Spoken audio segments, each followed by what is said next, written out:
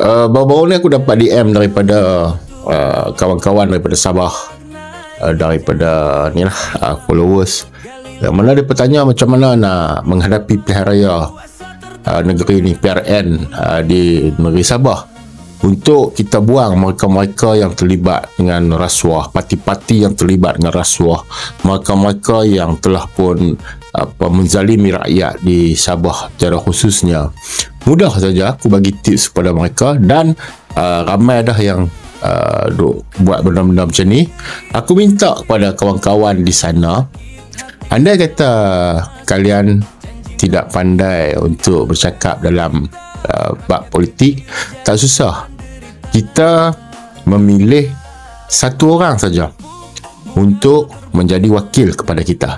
Jadi pastikan wakil kita ini bukan daripada mereka-mereka yang mana melakukan kejahatan. Anda boleh buka dalam YT, dalam TT, dalam FB, apa nama, Albert T.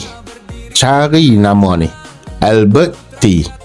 Dia membocorkan mereka-mereka yang telah pun terlibat dengan skandal rasuah.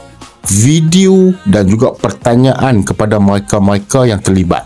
Ada yang sampai 400,000 untuk beli kereta, sedangkan rakyat ni susah.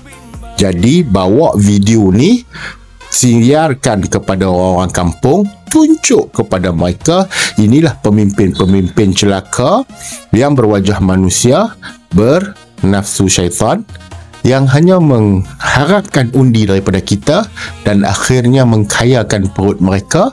Dan masa inilah anda-anda semua bantu rakyat dari segi kita tumbangkan mereka-mereka yang terlibat dengan Pakatan Harapan, khususnya JRS, Barisan Nasional dan DAP.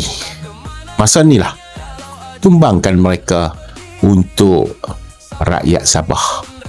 Kita pun sedia maklum mereka menerima rasuah, yang mana Albert T inilah yang telah membocorkan rahsia, siap dengan video, dengan muka orang yang ambil rasuah tu.